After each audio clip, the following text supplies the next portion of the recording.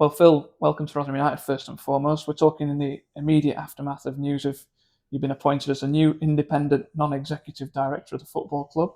Let's start with an overview of how this materialised and what your conversations with Tony Stewart and the board have been like. No, that's great, Simon. Look, it's a pleasure to be involved with Rotherham United in a more formal capacity. I've been following this club as a fan for 50 odd years. I've been a sponsor, box holder, and heavily involved on various elements commercially with people like Steve Coakley and indeed Tony. I've got to know the Stewart family very well over a number of years, and fundamentally that's what brings me here. It's to help this football club maintain its position as what it really is, which is a championship level club that needs to perform like a championship level club. So I'm here to bring a little bit more oomph that we may have lost in recent weeks and to have fun with it and bring the energy back. Our statement reads that you'll undertake a thorough examination of the club's strategic and day-to-day operations. For supporters at home reading that, can you kind of explain what that might look like in the infancy? Yeah, how do you sharpen things up? So as much as fans will feel that the club's not working properly because of our position in the league, let me tell you, this is a very, very well-run business that needs to enhance its sporting performance. And to do that, we just need to get a bit sharper in a few areas. And so I'm here to bring a different set of eyes to the mix, to bring some suggestions, a little bit of creativity, so that the net produces the performance that we need on the pitch and ticks the box that we're all here for, which is to create entertainment value for you. And that segues nicely into my next question, which is the independent part of the title, of course, suggests that you're not here as a traditional club employee. It's to bring an objective view and kind of give it, as much as you are embedded in the club and the community, an outside kind of look on things. Absolutely. Look, I'm a chairman of a PLC and on boards of several other companies. And the independent element of this is really, really crucial. So what you need around the boardroom is an honest voice that talks about reality and will challenge the ownership, which is Tony, and will challenge downstream to the people who are the operating staff day to day. And that's a very important brief in an organisation like Rotherham United. Now, for me, I'm not on the payroll. Indeed, I don't get paid a penny to take on this role. So I'm doing it for the passion and love, first and foremost, of Rotherham United, but also for this town and making sure that Tony's legacy is protected and that we have a great football club to watch and be excited by for the next 20 years. Well, the independent element of it is really important, as you've touched on there. You are someone, as we've already said, that knows this football club inside out, both as a fan, you've been involved commercially. How do you feel kind of your lived experiences will help with the immediate selling in process? Honest truth is we undershoot our potential a little bit on the commercial side. We have a great franchise. We've done wonders over the last 17 years of ownership under the Stewart family. We can do a lot more. And it's remembering that those kind of base factors, that we are what we are, which is we're a championship club masquerading as a first division club. We've got great support in the local business community. We need to stretch that out to the national business community to get our bang for our buck. And we need to show the value that we can create for sponsors. If you do that, you get a virtuous circle where the fans are excited, players want to come and play for us, people want to come in the ground and have the full package of entertainment, not just that on the pitch. And that creates a flywheel where you grow the economic power of the club and you carry on pushing hard. And that's really what I want us to do, and I think we can do. It's clear from your tone that you're passionate about this role and the opportunity in front of you. But in terms of the club's success over the last 20 years or so, particularly under Tony Stewart's leadership, it's been clear for all to see. Is it a case now perhaps of reinvigorating that? As I say, you've got kind of the motivation to do that. Yeah, for sure. Look, I've run businesses for a long, long time. Keeping momentum up for 17 years is nigh on impossible, right? So you're going to have little lulls in the push that everybody brings to the table, and you need a new dynamic. And the best new dynamic for Rotherham United is independent eyes that are thoroughly embedded in the cultures and values of the town and the long-term benefit of the football club, not new money, right?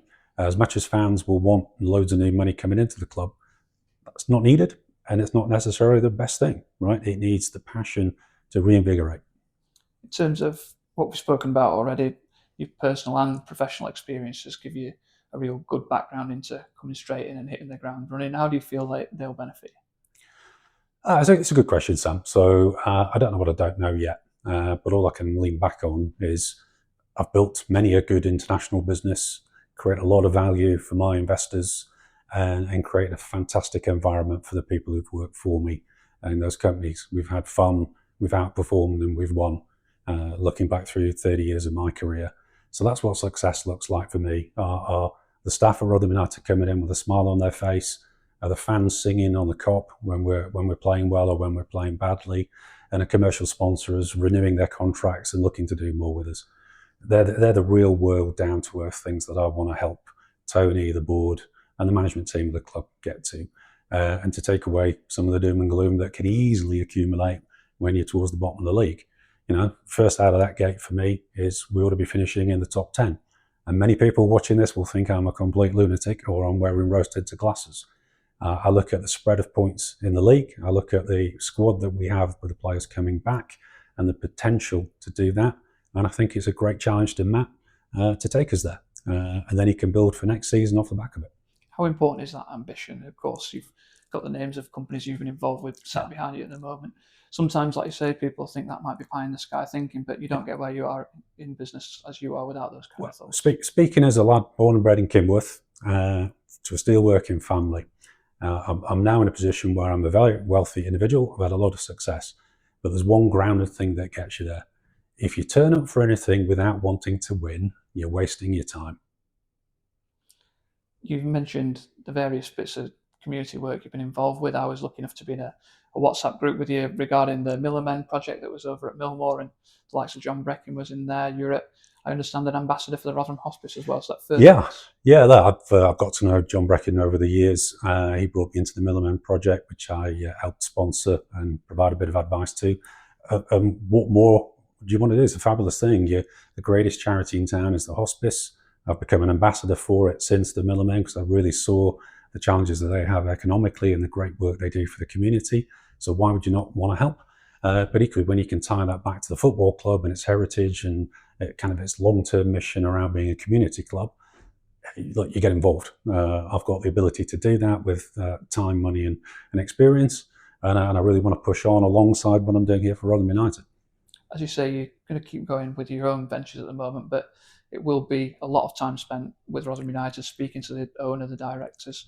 Yep. In terms of the short term, have you got an idea of what you might like to try and affect in the immediate interim? Well, look, I want to play my minor part in making sure Matt feels backed, supported, and motivated by the board. I think he has all those things today, but we can enhance it some more because you want that to trickle down from the management to the players to play with attacking intent, with freedom and belief.